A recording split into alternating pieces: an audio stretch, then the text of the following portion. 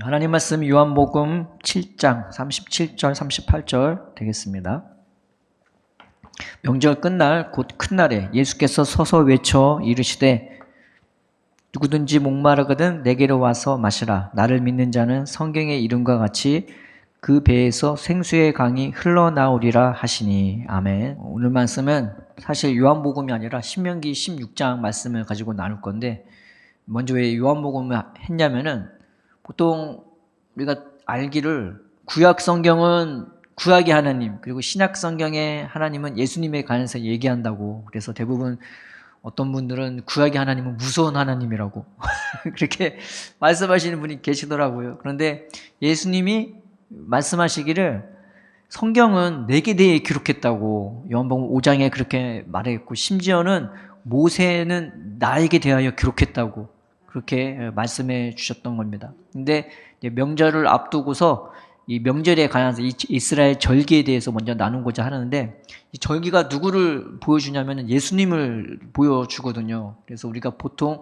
많이 하는 세 가지 절기, 유월절, 그 다음에 칠칠절, 오순절이라고도 하죠. 그 다음에 장막절, 이렇게 세 가지를 가지고 나눌 건데, 요한복음에 예수님이 이 절기와 관련해서 많이 등장을 하세요. 그래서 유월절이 두 번이나 등장하고, 또 중간에 유월절을 포함한 어떤 기간도 포함되고, 그래서 예수님의 공생의 기간이 3년이다라는 말이 이 요한복음 때문에 나왔던 거고요. 그 다음에 수전절도 나오고 그렇게 됩니다. 그리고 오늘 본문에 나왔던 장막절도 나오는 거죠. 그래서 장막절이 뭐냐, 이스라엘의 절기 중에 맨 나중에 치르는 절기가 장막절입니다. 이스라엘 절기는 이제 성회로 다 같이 모이는 그런 절기가 있어요. 그게 총 7번이에요. 근데 6월절에는 안 모이는데 6월절 시작되는 그 기간, 무교절 기간에 2번 모이고요. 첫날 모이고 맨 마지막 7째 날에 모이고, 그 다음에 오순절 날에 한 번 모이고, 7월 달에 무려 4번을 모여요. 그래서 7월 1일에 한 번 모이고, 그 다음에 7월 15일 날 대속죄일에 한 번 모이고, 그 다음에 장막절에 첫째 날과 마지막 8째 날에 모입니다. 이렇게 총 7번을 모이는데, 마지막 모이는 날을 대회라고 해요. 말하자면 큰 모임이라고 이렇게 말하는 겁니다. 그래서 오늘 본문에 보면은 예수님이 뭐라고 말씀하셨냐?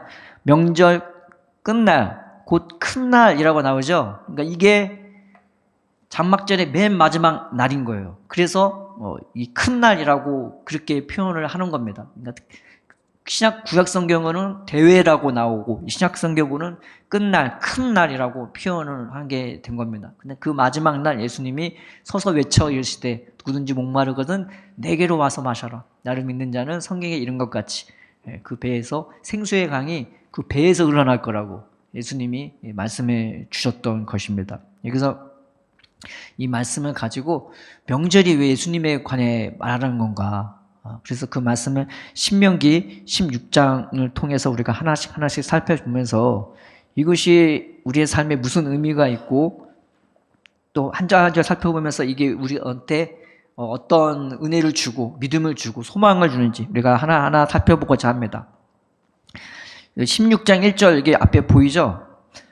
아비벌을 지켜 내 하나님 여호와께 유월절을 행하라. 이는 아비벌에 네 하나님 여호와께서 밤에 너를 애굽에서 인도하여 내셨음이라 라고 나와 있습니다. 아비벌이라는 뜻은, 이 아비비라는 뜻이 새싹이 나다, 새롭게 출발하다, 이제 그런 뜻이에요. 그러니까 하나님이 이 달을 아비벌로 정하라고 하셨단 말이죠. 그래서 너희한테는 새 날이 될 거야 라고 하나님이 말씀을 해 주신 것이죠. 근데 네 하나님 여호와께 유월절을 행하라고 나왔는데, 아비벌에 네 하나님 여호와께서 밤에 너를 애굽에서 인도해 냈다고 나와 있습니다. 그래서 이 유월절에 하나님이 이 이스라엘을 밤에 애굽에서 인도한 게 굉장히 재밌단 말이에요. 이스라엘 백성은 스스로를 구원할 수 있는 힘도 능력도 어떤 계획도 전혀 없었어요. 그래서 자기 자녀들이 죽임을 당하는데도 찍소리도 하지 못하고 그냥 거기에서 늘 고생하고 늘 그 애굽의 압제에서 그렇게 고통스럽게 살아갔던 사람이 이스라엘 백성이었습니다. 스스로를 끄집어낼 수 있는 그런 의지조차 없어요. 근데 그거를 누가 끄집어냈냐면 하나님이 끄집어내신 거예요. 이유는 딱 하나밖에 없었어요. 너희 조상이 내가 너희들 하나님이라고, 너희 조상이 하나님이라고, 그리고 조상한테 약속한 걸 내가 너한테 이루려고 그들은 아무런 준비도 안 돼 있고 아무런 계획도 없는데 그냥 일방적으로 하나님이 모세를 보내갖고 이 구원한 게 이게 출애굽이었던 것입니다. 그런데 언제 구원했냐? 밤에 구원했어요. 그래서 그들은 나갈 거라고 생각도 못 했는데 그때 준비를 시킨 게 하나님이었단 말이에요. 그래서 6월절이 그 준비하는 기간이에요. 그러면 거기서 밤에 갑자기 나갈 거라는 생각은 이스라엘 백성을 못 했단 말이에요. 그냥 하나님의 너희는 이렇게 해, 이렇게 해 라고 하니까 밤에 각자 집안끼리 모여서 뭘 했냐? 고기를 먹었단 말이에요. 그래서 현실적으로 봤을 때 긴 여행을 가려면은 힘을 내야 되잖아요. 하나님이 고기를 먹였어요. 그게 6월절이 되는 겁니다. 6월절 예식이 되는 거예요. 그래서 보면은 뭐라고 나와 있냐면은 4절 제사 드린 고기를 밤을 지내 아침까지 두지 말 것이며 6월절 제사를 내 하나님 여호와께서 내게 주신 각 성에서 드리지 말고 오직 내 하나님 여호와께서 자기의 이름을 두시려고 택하신 곳에서 네가 애굽에서 나오던 씨가 곧 초저녁 해질 때에 6월절 제물을 드리고 내 하나님 여호와께서 택하신 곳에서 그 고기를 구워 먹고 라는 말이 나옵니다. 그래서 그러니까 보통 고기 먹고 스테이크 먹을 때 언제 먹어요? 돈 잘 벌 때 먹잖아요. 내 인생에 좀 돈 잘 벌고 그럴 때 고기 먹고 인생이 편안할 때 돈을 많이 벌거나 아니면 노후가 편할 때 보통 고기를 쓰는데 이스라엘 백성은 시작 전부터 지금 시작도 안 했는데 하나님이 뭐부터 먹였냐면은 고기부터 먹였단 말이에요. 이게 하나님의 은혜였던 거고 이게 누구를 표상하냐면은 예수님을 말해 주는 겁니다. 신앙생활은요 내가 뭘 준비하고 뭘 하고 그게 아니라 나는 어떻게 갈지도 몰라요. 길도 몰라요. 그걸 갈 힘도 없어요. 의지도 없어요. 계획도 없어요. 그런데 하나님이 부르셔갖고 야, 너 고기부터 먹어. 이게 예수님의 우리에게 베풀어 주시는 은혜인 겁니다. 세상에서는요. 자꾸 내가 뭘 해야 돼요. 이 이스라엘 백성이 애굽에서 들었던 소리가 뭐였겠어요? 야, 빨리 안 해? 야, 열심히 안 해? 야, 제대로 안 해? 그런 거였단 말이에요. 늘 그 소리를 들었어야 됐고 늘 그 소리를 들어가면서 돌덩이를 만들어냈고 그 돌덩이를 막 옮겼어야 됐어요.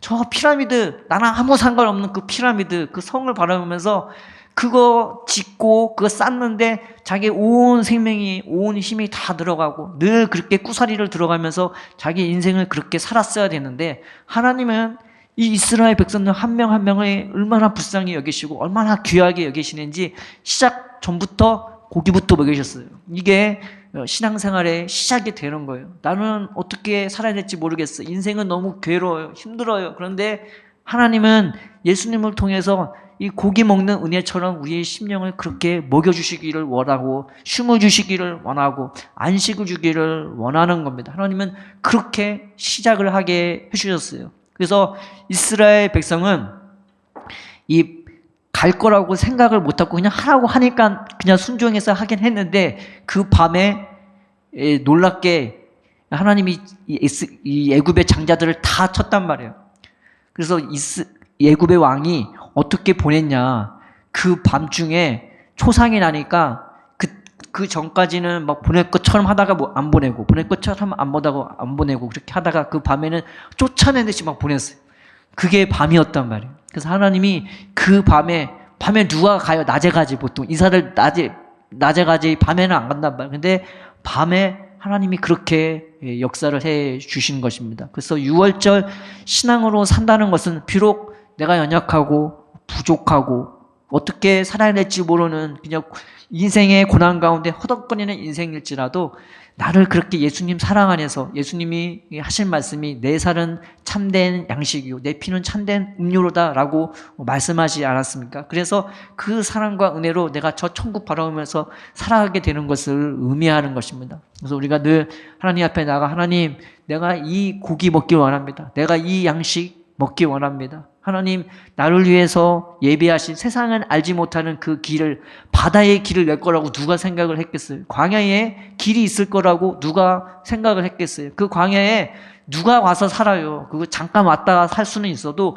40년을 그렇게 살 수는 없어요. 근데 하나님이 함께하고 하나님의 보호자가 되고 하나님의 인도자가 되니까 비록 만나만 먹고 살았어도 그들은 능히 살 수가 있었던 것입니다. 하나님은 오늘도 우리에게 그 유월절 양이 되시는 예수님의 은혜로 우리를 부르시고 계세요. 그래서 너 빨리 해, 너 똑바로 해, 제대로 해, 이게 아니라 내게 와서 먼저 먹고 쉬라고, 그 은혜로 우리에게 쉼을 주고 우리를 출발토록 하게 하시는, 저 천국을 향하여 나아갈 수 있게 하시는 하나님이신 것입니다. 그래서 우리가 유월절 양 되신 예수님의 은혜로 살 수 있기를, 하나님 나에게 먼저 쉬는 것부터 가르쳐 주시고 자는 것부터 가르쳐 주시고 내가 어떻게 서야 될지부터 가르쳐 주시는 그 주님의 사랑과 그 친절함을 내가 날마다 경험할 수 있게 해달라고. 하나님은 멀리 계시지 않아요. 너무나 가까이 계시고, 그런데 이 세상을 보면은 하나님 말씀 안 듣는 이유가 이 기적을 못 봐서가 아니라 이 마음이 너무나 강박하고 완악하니까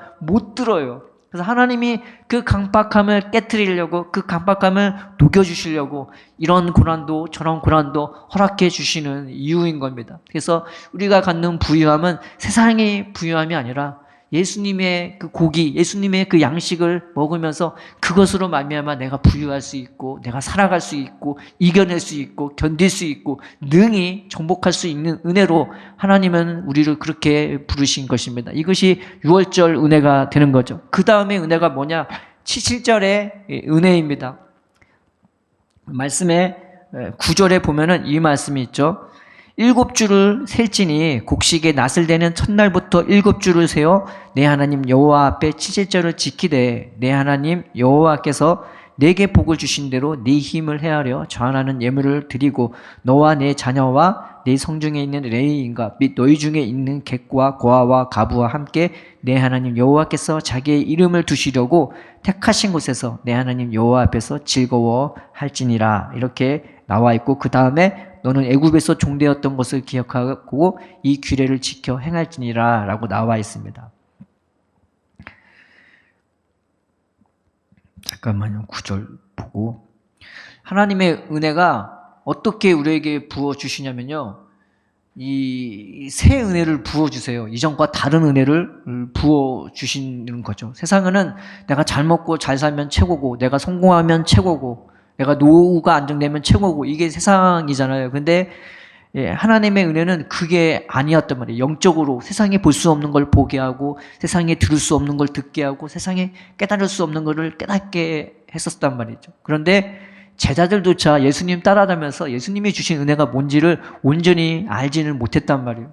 그래서 제자들이 예수님을 따라다니면서 자기가 예수님의 무슨 호의자가 되는 줄 착각했단 말이에요. 그리고 자기도 무슨 예수님의 충신이기 때문에 한 자리 얻을 거라고 생각했던 사람들이었습니다. 그래서 이 제자들이 제일 박터지게 싸웠을 때가 예수님이 십자가에 못 박히기 바로 전날 제일 박터지게 싸웠던 거죠. 그런데 예수님이 십자가에 못 박히면서 이 제자들은 전부 다가 그냥 가장 인생에서 무능하고 무력한 자로 뒤바뀌었어요. 그래서 예수님을 봤어도 기쁘긴 한데 가까이로 못 가는 거예요. 왜냐면 찔리는 게 있으니까. 예수님한테 한 말이 있고, 근데 그게 이제 자기가 그 말을 할 수 있는, 감당할 수 있는 사람들이 아니었기에 이 제자들은 예수님 앞에서조차 예수님이 좋았지만 가까이 할 수 없는 그런 존재들로 전락해 버리고 말았어요. 그런데 그 예수님이 십자가에 못 박히시고 부활하신 다음에 그때부터는 이 누구한테 찾아오고 신방하시기 시작하냐? 이 제자들한테 찾아왔단 말이에요. 예전에는 여기저기 고을을 돌아다니면서 이 동네 저 동네 저 사람들에게 복음을 전했다면은 이제는 예수님이 제자들에게 다시 나타나셔서 이 제자들을 한 명 한 명 세워주시기 시작했어요.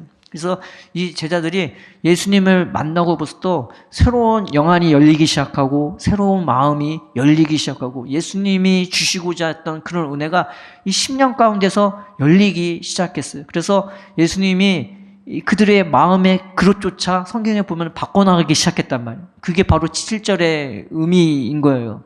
그저 내가 와서 기도하고 그런 게 아니라 내가 진짜 예수님을 만나기 시작하는 것. 내가 이제는 육적으로 예수님 만났다면 내가 이제는 영적으로 예수님을 만나기 시작하는 것. 그리고 헤아릴 수 없는 은혜를 내가 이제 살기 시작하는 거예요. 내가 산다는 것은 내가 측량을 한다는 것이 아니라 그것을 맛보기 시작하고 누리기 시작하는 거. 예수님이 말씀하신 내가 주는 물을 마시는 자는 그 속에서 영생하도록 솟아나는 샘물이 될 거라고. 진짜 은혜는요, 내 입으로 들어가는 게 아니라 이 심령 깊은 곳에서 막 흘러나와요. 내가 정말 사주고 싶으면 이거 돈 주고 사주고 싶을 정도로, 그냥 막 이걸 주고 싶을 정도로. 진짜 하나님이 부어주시는 은혜는 내 삶의 환경적으로 오는 그것이 아니라 이 안에서 막 넘쳐나게 예수님이 그거 주려고 우리를 부르시고 우리를 한 명 한 명씩 만나기 시작하시는 거죠. 근데 7절의 은혜라는 것은 예수님이 부활하시고 나서 이 세상에 속한 영광이 아니라 저 하늘에 속한 생명과 영광으로 우리를 하루씩 우리를 빚어나가시고 세워나가시는 것을 의미하는 것입니다. 그래서 그 40일 동안 예수님이 제자들을 붙들어 주시기 시작해서 이제는 막 싸우고 누가 낫네, 내가 낫네, 내가 잘났네, 네가 높네, 막 그런 얘기를 하다가 이 40일 동안 예수님이 만나주시고 또 말씀해 주시고 예수님의 손을 만져보기도 하고 그렇게 예수님 안에 거하게 되자 그들은 예수님처럼 변화되어지기 시작했던 겁니다. 그래서 이 7절의 은혜라는 것은 그렇게 하나님의 은혜로 내가 하루하루 이전과 다른 하늘의 은혜로 내가 채워지기 시작하고 내 마음의 그릇조차 바뀌어나가기 시작하고 예수님의 말씀처럼 새 술은 새 부대에 부으라는 그 말씀처럼 이 심령조차 마음의 그릇조차 주님이 바꿔나가기 시작하고 그리고 부어주는 은혜조차 예수님이 부어주기 시작하는 그래서 세상에서 헤아릴 수 있는 은혜가 아니라 하나님의 그 헤아리는 그 은혜로 내가 부어지고 채워지고 바꿔나가는 것을 의미하는 것입니다. 그래서 이때부터는 누가 같이 나눌 수 있냐면 내가 은혜를 받으면 내 주위에 있는 사람들이 같이 나눌 수가 있는 거예요. 6월절은 멋모르고 내가 먹는 거라면은 7절은 내가 그것을 헤아리기 시작하면서 하나님의 은혜가 내 심령에서 막 넘쳐나오면은 그때부터 내 주위에 있는 사람도 내가 기쁨으로 바라보게 되고 내가 겸손으로 바라보게 되고 내가 나를 불쌍히 하게 보듯이 타인을 불쌍하게 보게 되고 주님의 나를 귀하게 보듯 내가 타인의 영혼을 즐거워하면서 그 사람들과 같이 즐거워하고 평안을 누리게 될 수 있는 것입니다. 하나님은 좋아한다는데 나 부인한테 함부로 하는 사람도 있고 하나님은 좋아한다는데 가정도 내팽개치는 치는 그런 사람도 있어요. 근데 진짜 은혜 받으면요 내 사람들을 다 귀하게 보고 내 자녀도 귀하게 보고 내 옆에 있는 사람들도 내가 귀하게 볼 줄 알면서 같이 기뻐하고 같이 즐거워할 수 있는 것입니다. 그래서 은혜 받은 사람 특징이 뭐냐면 그 옆에 가면요 즐거워요. 그리고 평안해요. 그리고 은혜가 있고 자유함이 있고 그런 겁니다. 그런데 그런 은혜가 이 말씀 속에서 11절의 의미에서 나타나는 거죠. 그래서 11절에 보면은 너와 네 자녀와 노비와 네 성중에 있는 레위인과 및 너희 중에 있는 객과 고아와 가부와 함께 내 하나님 여호와께서 자기의 이름을 두시려고 택하신 곳에서 내 하나님 여호와 앞에서 즐거워할지니라 라는 말이 그래서 나오는 것입니다. 하나님은 이 7절의 은혜로 우리를 대해주기를 원하시는 겁니다. 우리 삶이 참된 영적인 예수님의 7절이 되기를 바라보면서 하나님은 우리를 만나 주시기를 원하시는 겁니다. 그리고 그 천국의 삶이 우리 삶의 주변에서 내 가정에서 내 개인적으로나 직장에서나 힘든 일이 있건 좋은 일이 있던 그런 것에 휘둘리지 않고 주님의 은혜 안에서 기뻐하며 즐거워하면서 천국이 확장되기를 하나님은 원하시면서 우리에게 이 은혜를 베푸시기를 원하는 겁니다. 우리가 주님 앞에 나아가면서 하나님 나에게 6월절의 은혜뿐만 아니라 이 7절의 은혜도 허락해달라고 또 나로 말미암아 다른 사람이 그 하나님 안에 있는 기쁨과 즐거움과 자유함을 볼 수 있게 해달라고 우리가 주님 앞에 기도하며 나아가는 저와 여러분 되기를 바랍니다. 그리고 이 말씀은 좀 생략하고 13절 할게요. 너의 타작마당과 포도주 틀에 소출을 거두어 드린 후에 이래 동안 초막절을 지킬 것이요. 이렇게 나와 있죠. 이것도 이래입니다. 장막절은 뭐냐? 이 6월절은 무엇과 관련이 되어 있냐면은 첫 열매를 드리는 그 절기하고 관련이 있어요. 무교절하고. 그래서 6월절 다음이 뭐냐? 무슨 날이냐면 무교절 첫째 날이고 그 끝에 일주일 있다가 무교절 일곱째 날이 되는데 그 무교절 기간에 뭐가 들어있냐? 첫 번째 열매를 드리는 그 기간이 있어요. 그게 바로 뭐냐? 보리예요. 보리의 첫 열매를 드리는데 이게 누구를 상징하냐면은 예수님을 상징하게 됩니다. 근데 그 첫 열매를 드린 날로부터 오순절이 며칠이냐? 칠째절이 49일이 되는 거죠. 그 오순절에 뭘 드리냐? 이제 미래의 추수를 드리는 거예요. 밀은 누구를 가리키냐면은 제자들을 가리키고 우리들을 가리키기도 하는 거죠. 그런데 예수님이 십자가에 못 박히시고 죽으시고 부활하신 다음에 이 날을 계산을 하면 딱 오순절에 성령께서 그렇게 임하신 거고 또 예수님이 십자가에 못 박히시고부터 성령이 임하는 기간을 합치면 52일이 돼버려요. 그래서 느헤미야에 보면은 성벽이 며칠 만에 건축이 됐냐면 52일 만에 건축이 된답니다. 이게 다 예수님에 관한 얘기입니다. 그 예수님을 통해서 우리 공동체가 어떻게 아름답게 하나가 되고 견고하게 성벽이 되어가는지를 미리 이 느헤미야서를 통해서도 이제 보여주는 거죠. 그런데 장막절은 이 보리하고 밀추수를 말하는 게 아니라 과실을 거두는 기간이에요. 모든 과실을 다 거두는.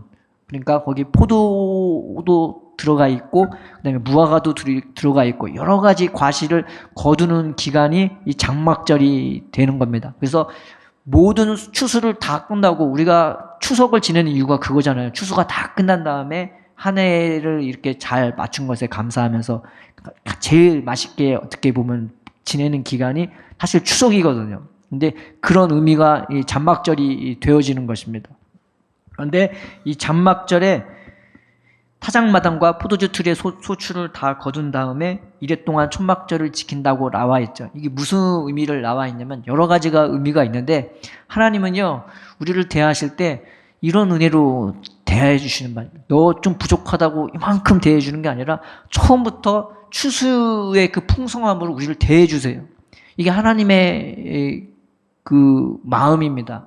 나 부족하다고 나 이만큼 대하고 연약하다고 이만큼 대하고 이게 아니라 하나님은 처음부터 우리가 셀 수 없는 은혜로 막 들이갖다 부어주시는 분이시죠. 감당할 수 없고 견딜 수 없는 그런 은혜로 하나님은 우리를 이렇게 대해 주십니다. 이 은혜를 말하는 거고 또 하나는 뭐냐? 하나님은 우리를 당신의 그 추수의 기쁨에 동참하게 해주세요. 그래서 예수를 믿는데 좀 이상하게 믿는 분들도 많아요. 복 받으려고 내가 봉사하고 하나님이 복 주시니까 봉사하라고 막 그렇게 말하시는 분이 있는데 완전히 틀린 말은 아니라고 저는 생각하는데 진짜 의미는요.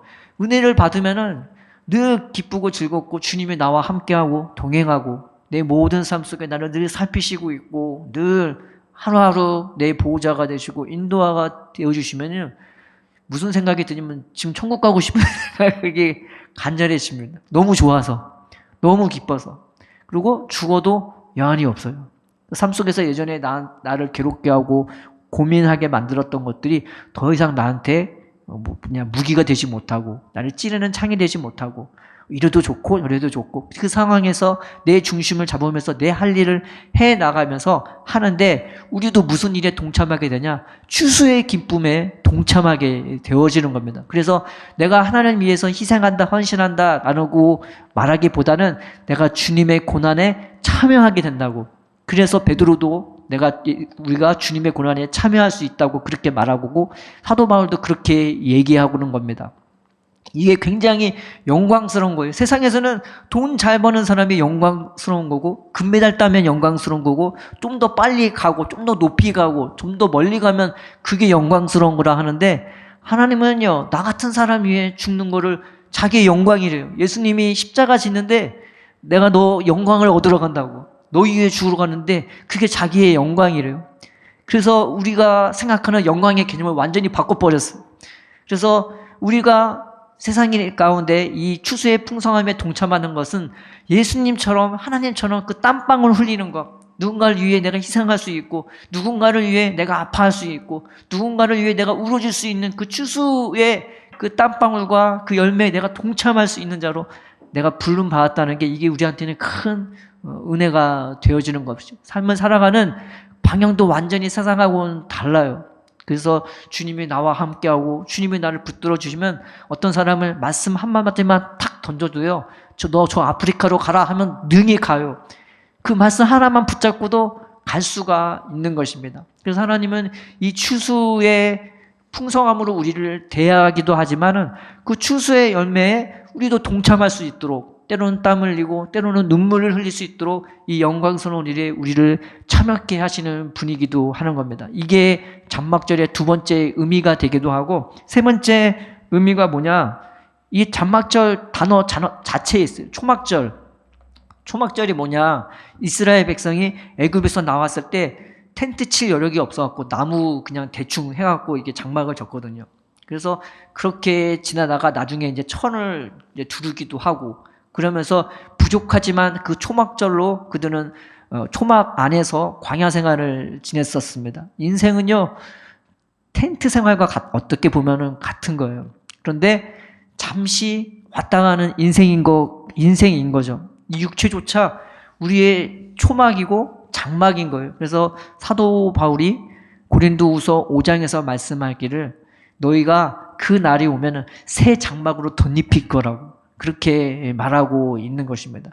그래서 저는 그 날을 굉장히 꿈꾸는 게 예수님은 바다도 걷고 하늘도 날고 시공간에 매이지도 않았단 말이에요. 이 육체가 이 세상에 있을 때의 육체도 그래야 했는데 부활하시고 난 후에 육체는 시공간에 매이지도 않는 그런 육체였단 말이죠. 우리가 그런 놀라운 이 육체조차 새롭게 될 그날을 꿈꾸고 바라볼 수밖에 없는 것입니다. 이 세상은 비행기 있고 뭐 좋은 차 있고 그러면 최고인 줄 아는데 하나님 보실 때는 왜 저렇게 살지? 왜 저렇게 힘들게 살지? 왜 저렇게 기름 낭비하면서 공기 오염시키면서 저렇게 살지? 하나님 우리 볼 때는 대단한 것 같지만 하나님이 볼 때는 이 세상 지혜는 없는 것 같다고 말하고 있지 않습니까? 우리가 이 세상 살면서 소망 가운데 살 것은 이 육체도 하나님이 주신 은혜이겠지만 비록 연약하고 조금만 일하면 피곤하고 허리 아프고 팔 아프고 막 그런 연약한 몸이지만 그럼에도 불구하고 우리는 소망 가운데 살 수 있는 자라는 거예요. 잠시 왔다 가는 세상에 우리가 비록 텐트 생활을 하지만은 우리가 기쁨과 소망을 가지고 하나님 이 세상 살아갈 동안 내가 소풍 왔다 생각하고 살 수 있게 해달라고 그런 믿음으로 살기를 주님의 이름으로 축원드립니다. 저 캠핑 가는 거 재밌잖아요. 근데 영원토록 캠핑 생활하면 우리는 정말 굉장히 힘들 거예요. 근데 잠깐 캠핑 생활하고 가는 거는 기쁨이 되고 즐거움이 되기도 하죠. 은혜라는 곡을 그 송경원 목사님이 지으셨는데 그걸 부르신 분이 지선이죠. 근데 지선이라는 분이 원래 성악하셨던 분인데 아들이 감전이 되고 손가락에 탁 붙었단 말이에요. 그래서 굉장히 큰 사고였는데 그 아이와 함께 병원 생활하면서 기적이 일어나고 수술이 잘 돼갖고 손이 떨어지게 되고 이제 그러면서 그 아이와 같이 우리 시장에 한번 나가볼까? 그랬더니 이 아이가 하는 말이 우리 밖에 나가는 거야? 소풍 나가는 거야? 하면서 굉장히 좋아하더라는 거죠. 그래서 그 아이 끌고 시장에 그 근처에 구경하러 갔는데 하나님이 주시는 그 마음에 주시는 말씀이 내 사랑하는 딸아 이 세상은 잠시 왔다 가는 소풍과 같은 거야. 너는 잘 쓰다가 내 은혜로 살다가 내가 부를 때 가면 되는 거야 라는 그 마음을 주시더라는 거죠. 우리가 이 세상 캠핑 생활 뭐 좀 더 갖춰주고 못 갖춰주면 그게 뭐 얼마나 큰 의미가 있겠어요. 어차피 우리가 갈 곳은 하나님의 품이고 우리가 어차피 저 세상에서 새로운 육체를 옷 입고 그 안에서 새로운 마음과 영으로 살아갈 그때가 있는데 비록 내가 갖춰진 이 세상의 장막이 연약하고 부족하다 하더라도 나와 함께 하시는 하나님의 은혜로 살아가는 그리고 저 하늘의 소망으로 살아가는 저와 여러분 되기를 주님의 이름으로 축원합니다.